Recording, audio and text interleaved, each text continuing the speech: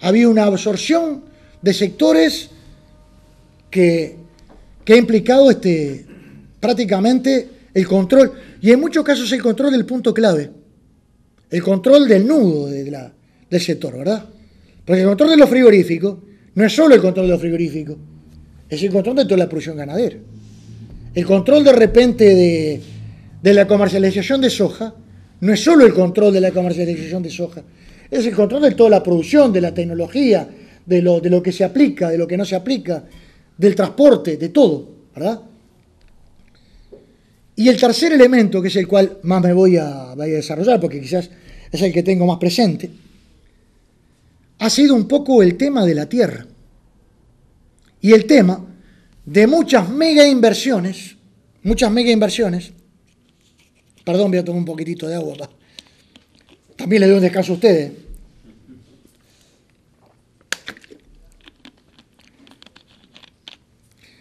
Ligadas, articuladas con esas cadenas productivas. ¿Qué quiero decir con esto? Que la producción agropecuaria, por lo general, casi todos los sectores, por lo general, se pueden mirar como un problema de empresa-mercado, a mi modo de ver la visión más superficial, o se pueden mirar en términos de cadena productiva. ¿Qué quiero decir con esto? Que difícilmente en un sector productivo, en un sector económico, y perdón si me pongo muy teórico en esto, hay una relación directa entre el productor y el consumidor. Por lo general, hay una serie de pasos para ejemplificarlo. En la producción lanera, textil lanera, por ejemplo, tenemos, bueno, el ovino, tenemos la esquila, tenemos el lavado de la lana, tenemos eventualmente las industrias textil, tejeduría. ¿Qué quiero decir? Que son eslabones que se van juntando unos con otros. En los eucaliptus tenemos la plantación del eucaliptus, pero después tenemos, qué sé yo, la tala de la madera, el transporte, la fábrica de celulosa, hasta llegar a la producción de papel. ¿Qué voy? Que son cadenas productivas, que no se encuentra directamente el productor con el consumidor, sino que son eslabones que se van juntando. Y estos capitales, por lo general, en algunos casos se ubican en todos los eslabones, en otros se ubican en algún eslabón desde el cual controlan toda la producción.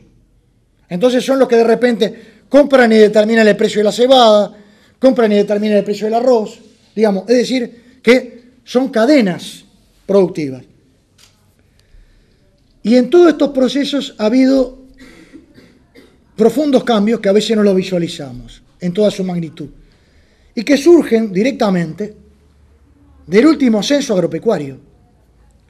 Censos que Uruguay hace cada 10 años. Hacía cada 10 años. Este se demoró y fue cada 11 años y se difundió recién en el 2013. Pero más o menos 50, 60, 70, 80, 90, 2000, 2011. ¿Verdad?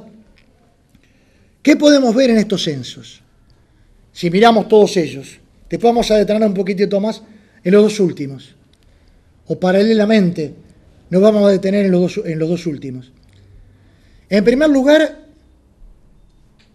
una liquidación de establecimientos rurales. En el 50, claro, estoy hablando de historia patria, pero bueno, forma parte también para ver la evolución. Había 80 y pico mil establecimientos rurales, 80 y pico mil. Hoy hay 40 y poco mil. Desaparecieron más de 40.000, casi la mitad. Tenemos casi la mitad de los establecimientos rurales. Hubo una reforma agraria al revés. Sin haber habido nunca reforma agraria en serio, tuvimos una contrarrevolución agraria, ¿verdad? Y en los últimos años, alguien puede decir, bueno, esa historia pasó. Entre el 2000 y el 2011 se pasó de 57.000, en cifras redondas, a 45.000. O sea que el proceso sigue y se acentúa. Con un agravante.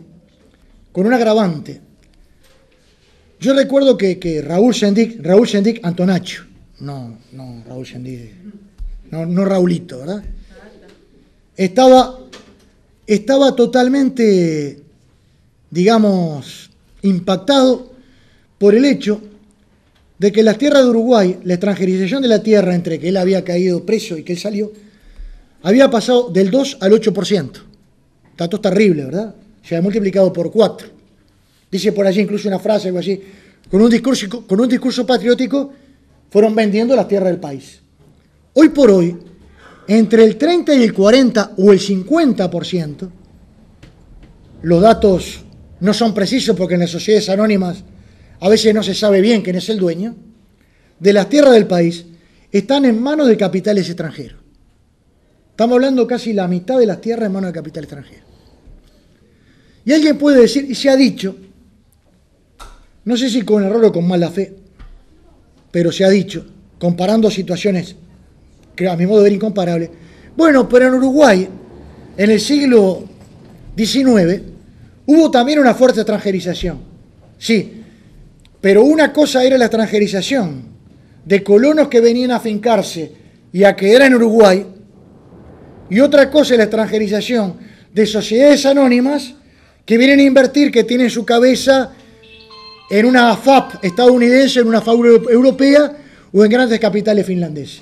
Son cosas totalmente distintas, porque estamos hablando de compañías que están detrás de todo este proceso. Y en muchos casos, todo esto ha ido acompañado de una sustitución productiva.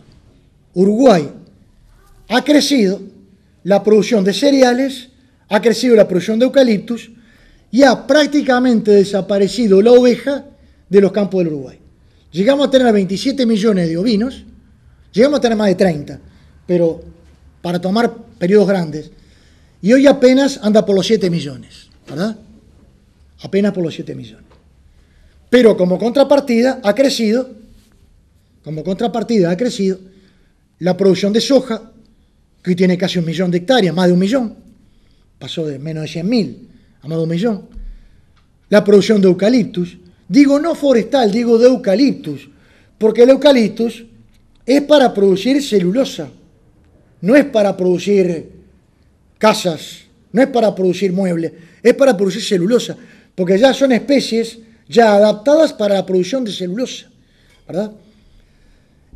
Y hablamos también de productos que por un lado son los que menos empleo generan por hectárea, en muchos casos los que menos calidad de empleo generan también, en el caso fundamentalmente de parte de la producción de esta producción forestal, pero que además esa cadena productiva, esos eslabones subsiguientes, del punto de vista del país son casi nulos.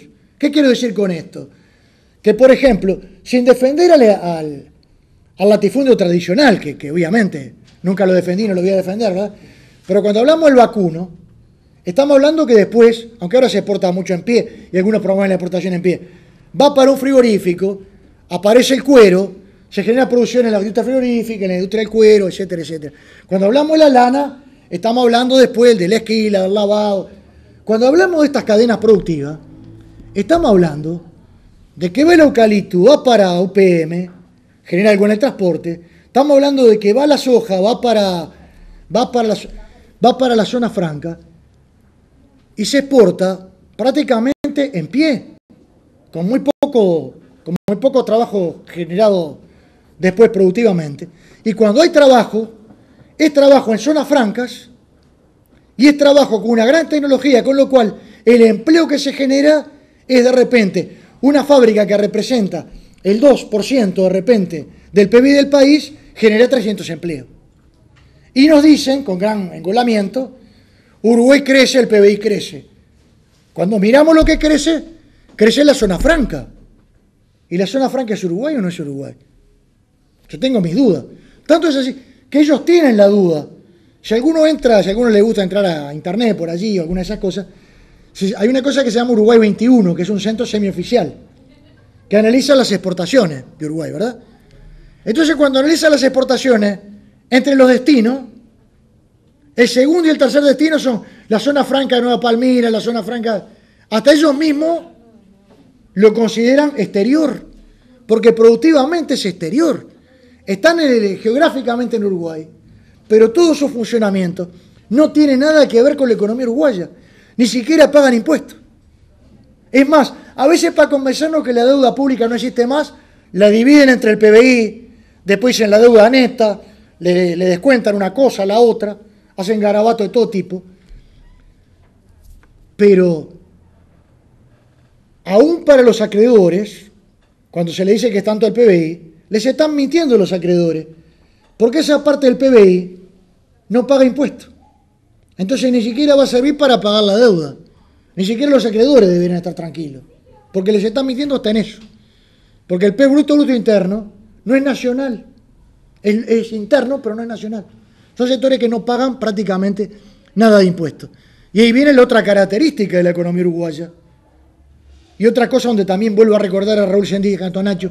Hay un libro muy bueno que lo recomiendo, de Zabalza, sobre Raúl Sendic, en el cual es un trabajo de investigación notable, retoma mucho estos discursos, ¿verdad? En el cual también dice, zona franca es entregar la soberanía del país, dice en uno de esos discursos. Creo que fue en el de Francini, no recuerdo ahora porque con los años nos vamos trabucando a veces en los recuerdos. En aquel momento había una, hoy hay, no sé si llega a 15, 16, porque todos los días se crea alguna nueva, ¿verdad? Pero estamos hablando de zonas francas en las cuales a veces el Estado uruguayo no tiene ni siquiera injerencia dentro de la zona franca. Y eso es la realidad de lo que es la economía uruguaya hoy. Y eso es la realidad de gran parte de este paquete de capital extranjero. Y sobre eso se agrega, como frutilla en la torta para terminar, porque es el tema que está de moda, y si no lo del TISA me pegan, ¿verdad? O por lo menos va a aparecer la pregunta, ya me adelanto, aparece un poco este tema del TISA, que se nos dice, bueno, pero no se firmó, no es tan grave.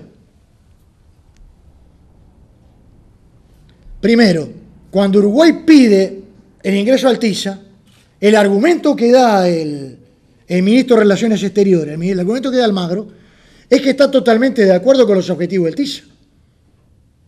Entonces, ya no es que todavía no se firmó. Cuando ingresamos a lo del tratado, ya estamos aceptando. Y además el ingreso al tratado implica aceptar lo que se discutió en las rondas anteriores. Y van por la 7ª ronda. Y sospecho que las 6 rondas anteriores no estuvieron jugando al truco. Estuvieron discutiendo cosas, estuvieron agregando elementos. Y esto del lado de acá. Pero cuando ellos aceptan el ingreso a Uruguay, que por ejemplo no aceptan el ingreso de China, cuando aceptan el ingreso a Uruguay, lo aceptan sobre el entendido de que Uruguay acepta la regla del TISA. Es decir, que entonces el asunto viene de los dos lados. Y entonces el participar en las discusiones del TISA no es algo digamos, neutro, no es algo que bueno, que vamos a ver y después entramos y después vemos qué pasa. Por favor, por algo lo dejan participar en las rondas. Cuando vemos quién hay más dentro del TISA, están los imperialistas y están los países más afines, y no uso una palabra más dura porque me están filmando, pero al imperialismo. ¿Quiénes están en el TISA? Están Colombia, está Honduras, no está Venezuela, no está Cuba, no está, digamos, no están los países que buscan, no está Bolivia, no están los países que buscan camino alternativo, están los países más afines a ellos. Y eso no es casualidad, porque además el TISA como concepción implica, básicamente, y está dicho en todos lados, el concepto de que los servicios son una mercancía más, como cualquier otra mercancía. Y en los servicios, hay servicios que de repente, qué sé yo, puedo admitir que de repente es una mercancía, ¿verdad? Puedo admitir de repente que el asesoramiento de un contador pueda considerarse una mercancía, qué sé yo. Pero cuando hablamos de los servicios hablamos de la salud. Cuando hablamos de los servicios hablamos de la educación. Cuando hablamos de los servicios hablamos de la energía. Cuando hablamos de los servicios hablamos del agua potable. Y a mí me interesa que el agua potable de rentabilidad, o por lo menos que empate, pero me interesa mucho más que el agua potable sea potable y que llegue a todo el mundo. A mí me interesa que la energía, si da rentabilidad mejor, pero a mí me interesa que sea para todo el mundo. A mí me interesa reflotar el ferrocarril, pero me interesa reflotar el ferrocarril para que articule las distintas ciudades, para que articule los distintos pueblos, para que articule la familia del Uruguay. Ahora un ferrocarril al servicio de que las multinacionales exporten más barato y que vaya de la plantación de soja al puerto o al silo, me interesa bastante menos. Entonces, pero todo esto implica el concepto de que todos los servicios, todos, son también mercancía. Y entonces, el ingreso del Uruguay al TISA no es un tema a discutir después. Y lo más grave, además, y por algo fue que se manejó todo esto en secreto. Y fíjense, se habrá manejado en secreto, que no sabemos ni siquiera quiénes conocían el secreto. Porque algunos ahora se rasgan la vestidura. Pero yo pregunto, el PCNT, la dirección se enteró en septiembre. Y nosotros nos enteramos bastante después. Y dentro del frente no se discutió, los distintos grupos, ¿sabían o no sabían? Yo sospecho que si no sabían debían de estarle pidiendo la desafiliación del que no les informó. Porque si hay que tener un grupo político, lo mínimo es que se le informe, ¿verdad? O sea, entonces yo sospecho que sabían mucho más de lo que dicen que sabían. Entonces todo esto requiere una discusión bastante fuerte y además con los trapitos al sol, ¿verdad? Digamos, nunca fui diplomático, no lo voy a hacer ahora de viejo, así que, digamos, o sea, en esta cosa creo que hay que ser muy claro que son elementos que se manejaron en secreto, en tan secreto que ni siquiera, reitero, sabemos quiénes estaban en el secreto. Aunque uno puede sospechar que estaban en el secreto mucho más de lo que dicen estarlo, ¿verdad? Entonces, estas son algunas de las cosas que pretendemos, por lo menos, aportar. Reitero, nuestra ilusión, aportar a la discusión de ustedes, aportar a la discusión de nosotros, de todos nosotros, y que más allá de la discrepancia y el acuerdo con las cosas que decimos, que por lo menos sirvan para discutirlas, para analizarlas y para avanzar en un sentido o en otro, en cuanto a conocer un poquitito más de algunas de las cosas que hacen en nuestro quehacer diario, que hacen un poco a la tierra, al agua, a la vida, que en definitiva creo que es lo que está aquí en juego. Bueno, abrimos un poquitito la cosa a las preguntas, si les parece. Efectivamente extranjero, o sea, para tener una medida de cuando te dicen, sí, la deuda es el 50% del PBI, ¿cuál es la realidad? O sea, en esa justificación. Sí. Está muy bien tu pregunta. Hay dos conceptos que se utilizan en economía. Uno es Producto Bruto Interno, que como lo dice la palabra, interno porque de alguna forma se refiere a la producción realizada en las áreas geográficas del país, ¿verdad?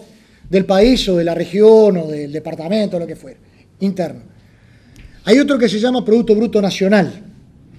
El Producto Bruto Nacional dejó de calcularse en Uruguay hace unos cuantos años.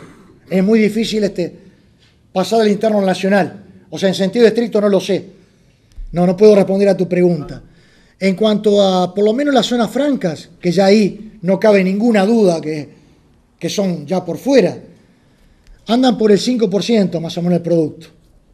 Y si uno mira el aporte del gran capital extranjero, restando lo más fuerte, yo diría que debe andar a grosso modo entre un 10 y un 20%. Fácil. Pero, te reitero, son aproximaciones muy gruesas porque hace tiempo que no lo calculan y además el propio PBI está por lo general bastante mal calculado. Creo que, primero, ¿cómo revertir? Una de las formas es tratar de no ingresar a lo que todavía no ingresamos. O sea, por lo menos parar la mano. Otro de los elementos, bueno, hay un elemento clave que es crear conciencia de estos problemas. Si no logramos dentro de ese esfuerzo crear conciencia, siempre la defensa se hace mucho más débil. Creo que el secretismo viene por parte, ya allí es, por un lado, creo que en muchos casos hay una actitud vergonzante. Muchos no se animan a decir lo que están haciendo. Es más, durante mucho tiempo estuvieron haciendo una cosa y diciendo la otra. Creo que de ahí viene gran parte de ese secretismo, ¿verdad? En otros casos, por ejemplo, cuando el fiscal Viana pidió todo el tema del tratado con Monte del Plata, el análisis es terrible. De alguna forma está en parte aquí desarrollado, sintetizado, porque no es elaboración propia, simplemente sintetizamos lo que él dice. No lo recuerdo ahora de memoria. Pero Uruguay se compromete a dragar a su costo, se compromete a declarar de interés forestal las tierras en 100 hectáreas a la redonda, se compromete a cosas, a todo, ¿no? A cosas que, a no cambiar los impuestos ya existentes a las empresas ya de esta multinacional. Cosas terribles, claro. Si antes de firmar eso sale a la luz, mucha más gente se opondría que si esas cosas se van manejando. Entonces nos llevan a veces a la política del hecho consumado. Cuando ya la cosa sale a la luz ya está todo tratado. Pero bueno, allí el tema es luchar para revertirlo y siempre los pueblos han encontrado caminos muchas veces para dar vuelta a situaciones peores a esta, ¿no? Y hoy tenemos casos, lo estamos viendo. No digo que llegue a buen puerto o no, pero estamos viendo, por ejemplo, países como Grecia, como España o como Venezuela en su momento, digamos, que por lo menos buscando salidas que busquen retrotraerlo, la consecuencia más terrible de los hechos anteriores, ¿no? Pero no quiero usar la palabra que me sale más directa, también es embromado. Creo que ahora ya se empieza, después de orejear las cartas, se empieza a ver la realidad. Estamos viendo cómo esos grandes capitales, una vez terminado su negocio, levantan la planta y se van, porque no vienen a desarrollar el país, vienen a obtener la ganancia, a obtener su lucro, y entonces ya hoy por hoy estamos viendo la otra pata de la historia. Porque en esto recuerdo también un contador que siempre aclaro que no es de mi palo ni deportivo ni político, el contador Damiani, que decía, los números no mienten, pero se puede mentir con los números. Es decir que a gran parte de los uruguayos nos han convencido, a mí no quizá porque soy muy desconfiado, o quizá porque tuve la suerte de repente de estudiar ciertas cosas, o la mala suerte, no sé. Se nos dice todos los días, hace tiempo que todos ustedes pueden escuchar, hoy tenemos desocupación cero, y todavía hay alguno que lo sigue diciendo, de repente alguien lo dice por allí. Ahora, qué sé yo, uno toma un ómnibus en Montevideo y sube el primero a darte estampita, el segundo a venderte las medias que no se estiran, el tercero te da una pastilla, tú mirás para afuera, hay 4 limpiando vidrio al lado de la parada del ómnibus, bajaste y del contenedor sale un brazo de uno que está sacando la bolsa, pero te hacen cifra que la cual te dice el desempleo bajó. Claro, lo que no dicen es que antes el desempleo se calculaba, el trabajador del seguro de paro, históricamente, se consideró desocupado. Hoy se lo considera ocupado. Entonces dicen, la desocupación es del 7%. Si yo lo sumo a los trabajadores del seguro de paro, ese es el 10%. Sin considerar además que el que no buscó empleo la semana anterior, no está desocupado, está inactivo. Si alguien ayudó a la hermana, o al hermano, o al hijo, o al nieto, o al tío, o al abuelo, en un kiosquito, y el kiosquero le dio un refuerzo, está ocupado. Si trabajó en la construcción y llovió, está ocupado. Digamos, es dificilísimo. Los aburriría si les muestro la estadística, pero les pido a los que quieran entrar en el INE, bajen la estadística, bajen lo que se le pregunta a la gente, ¿verdad? Y ahí para aparecer como desocupado hay que hacer un curso, aunque esté desocupado en realidad, ¿no? En lo particular, soy bastante partidario de la autogestión.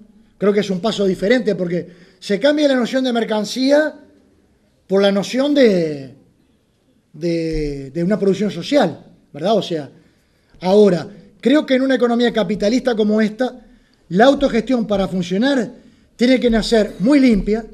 No creo en la autogestión, o mejor dicho, la autogestión de repente para salvar una empresa quebrada es una forma de defender la fuente de trabajo y está bien.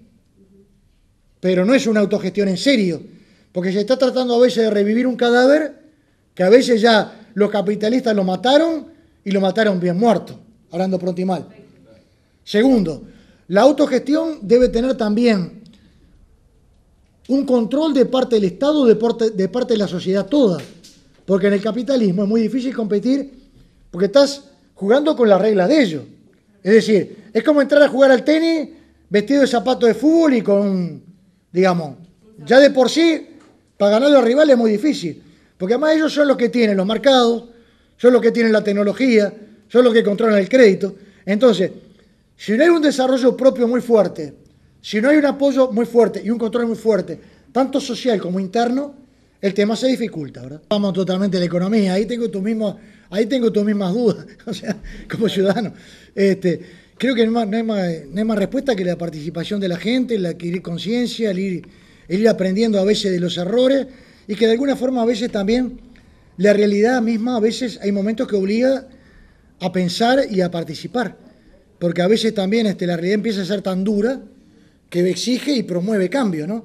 De repente los griegos, qué sé yo, unos meses atrás o un año atrás pensaban que no tenían solución, y por hoy, bien o mal, están buscando una salida. No sé si fructificará o no, pero a veces el camino de los pueblos es difícil de prever. A veces hay momentos de cambios muy lentos que uno dice, esto no va para ningún lado, y en un momento hay reacciones que obligan a los políticos a, digamos, ahora... Tenemos que verarnos, en definitiva, para... Claro, era aquello que decía Artigas, no es muy veleidosa la voluntad de los hombres. Si no hay un control social muy fuerte, el riesgo siempre de corrupción de los dirigentes en cualquier ámbito siempre está latente. Y frente a eso creo que no hay un remedio. Por lo menos no lo conozco. Creo que tampoco hay soluciones fáciles en ningún sentido de la vida. Los caminos siempre son duros y difíciles, pero siempre digo, hay una cosa que yo aclaro siempre antes de dar cualquier charla. Si me preguntan cómo se hace la revolución, no tengo la menor idea. Si me preguntan de economía, tratamos por lo menos de tener algún elemento. Realmente creo que allí tienen que jugar un papel muy importante los abogados, por un lado, los fiscales. El fiscal viene a jugar un papel muy importante en cuanto a exigir ese tipo de audiencia. También la propia gente, volvemos un poquito a lo mismo, ¿verdad? Allí si hay movilización y si hay cosas, y después también, siempre partimos de una situación de desigualdad básica, que es el tema de la información. Es decir, también forma parte del mismo tema del secretismo que se habló hoy, ¿no? Si no logramos romper también ese secretismo, siempre esas audiencias vamos en una situación de desventaja, porque el que viene a exponer conoce los datos de adentro y el otro no. En cuanto a la situación de ALUR, creo que podía ser una buena idea muy mal ejecutada, porque, digamos... Operativamente no sé cómo estará.